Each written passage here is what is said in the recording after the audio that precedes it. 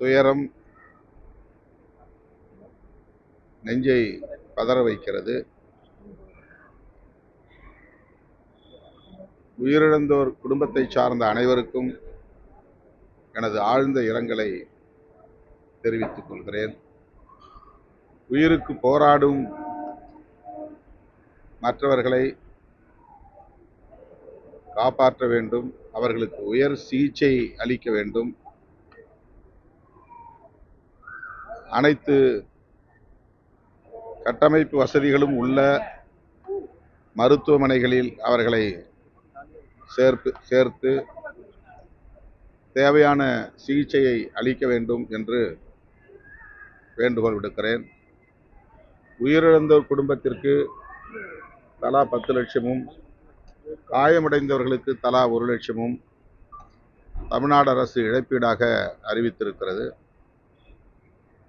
உயிரிழந்தோர் குடும்பத்திற்கு தலா 50 லட்சமாக உயர்த்தி வழங்க வேண்டும் என்றும், காயமடைந்த அனைவருக்கும், சிகிச்சை பெற்று வரும் அனைவருக்கும் தலா 5 லட்சம் இழப்பீட்டுத் தொகையாக வழங்க வேண்டும் என்றும் தமிழ்நாடு அரசுக்கு விடுதலை சிறுத்தைகள் கட்சியின் சார்பில் வேண்டுகோள் விடுக்கிறேன். இந்த பெரும் துயரத்திற்கு யார் பொறுப்பு என்பதை விட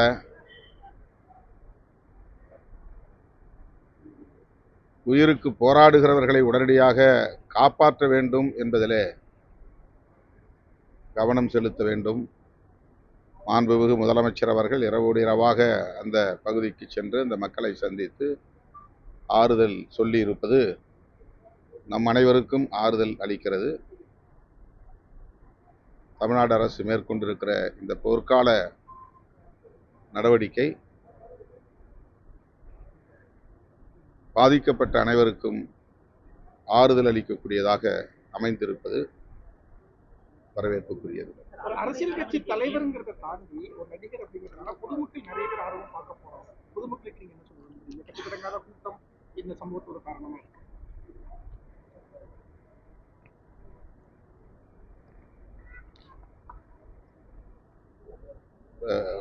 அரசியல் கட்சி தலைவர்கள் எல்லோருக்கும் கூட்டம் கூடுகிறது, லட்சக்கணக்கிலே கூடுகிறார்கள். ஆனால் இந்த கூட்டத்தில் அறுதி பெரும்பான்மையாக இளைஞர்கள் இருக்கிறார்கள். இளைஞர்கள் பாதுகாப்பு பற்றிய எந்த விழிப்புணர்வும் இல்லாதவர்களாக இருக்கிறார்கள். ஆர்வ மிகுதியால் அவர்கள் நெருக்கி அடித்துக் கொண்டு விஜய் இருக்கிற இடத்தை நோக்கி நகர்கிறார்கள். இதனால் ஏற்படுகிற நெரிசல் இந்த பாதிப்பை ஏற்படுத்தியிருக்கிறது. ஆகவே இது போன்ற நிகழ்வுகளை ஒருங்கிணைக்கக்கூடிய தலைவர்கள் அவர்களின் பாதுகாப்பையும் கவனத்தில் கொண்டு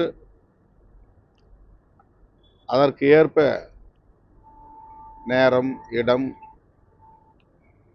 உரையின் கால அளவு ஆகியவற்றை தீர்மானிக்க வேண்டும். ஒரு இடத்திற்கு செல்ல 1 மணி நேரம் தாமதமானால் மேலும் மேலும் அந்த இடத்தை நோக்கி மக்கள் கூடுகிற போது கடுமையான நெரிசலை அது இன்னும் உருவாக்கக்கூடியதாக அமைந்து விடுகிறது. எனவே தொடங்குகிற போதே உரிய நேரத்தில் தொடங்கினால் அடுத்தடுத்து திரண்டு வரக்கூடியவர்களை அந்த இடத்தில் குவிய விடாமல், ஒரே இடத்திலே குவிய விடாமல் தடுப்பதற்கு வாய்ப்பு இருக்கிறது. கடந்த 30 ஆண்டுகளில் இதுபோல லட்சக்கணக்கானவரை திரட்டி பேரணி நடத்தியிருக்கிறோம், மாநாடு நடத்தியிருக்கிறோம். நமக்குத்தான் தெரியும் எவ்வளவு மக்கள் வருகிறார்கள் என்று. காவல்துறையினருக்கு அது யூகத்தின் அடிப்படையிலே தீர்மானிக்க முடியாது. நாம் சொல்லுகிற அளவுக்கு ஏற்ப அவர்கள் இடத்தை ஒதுக்குவார்கள், பாதுகாப்பை தருவார்கள். இதுதான் கடந்த காலங்களில் நாம் அறிந்த ஒன்று. ஆகவே நம்மை நோக்கி வருகிறவர்கள் எத்தகைய சக்திகளாக இருக்கிறார்கள், எவ்வளவு துடிப்புள்ளவர்களாக இருக்கிறார்கள், எத்தனை லட்சம் பேர் இத்தனை மணி நேரத்தில் திரளுவார்கள், ஒரே இடத்தில் அவ்வளவு பேரை நீண்ட நேரம் தேங்க வைப்பது எவ்வளவு ஆபத்தானது, எல்லாவற்றையும் கருத்தில் கொண்டு ஒரு கட்சி தலைவர் அதற்கான செயல் திட்டங்களை வரையறுக்க வேண்டும் என்பதுதான் நான் கற்றுக்கொண்ட பாடம்.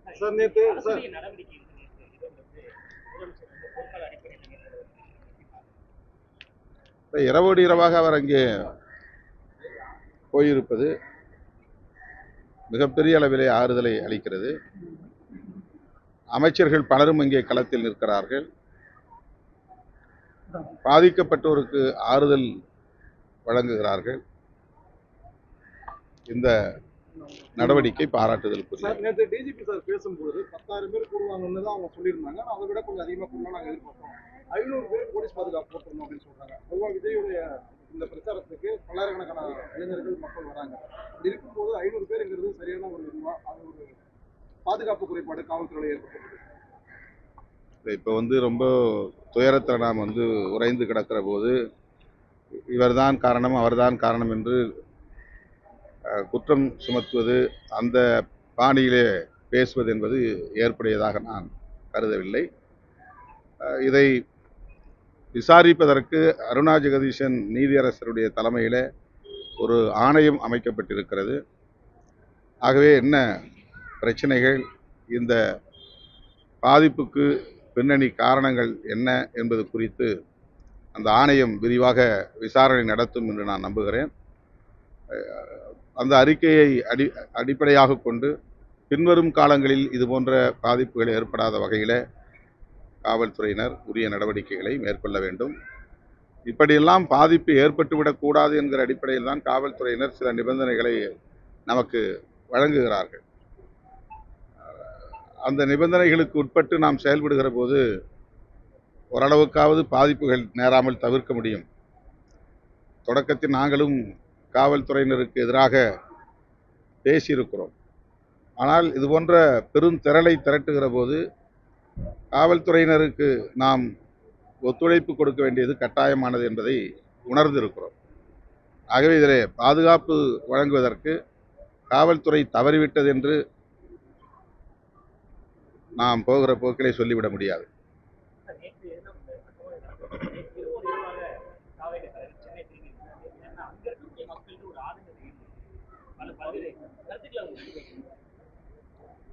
வருத்தம் தெரிவிச்சிருக்கிறாரு, முகநூலில் ட்விட்டரில் பதிவு செய்திருக்கிறார். அவர் மீண்டும் அந்த மக்களை சந்திக்க செல்வார் என்று நான் நம்புகிறேன்.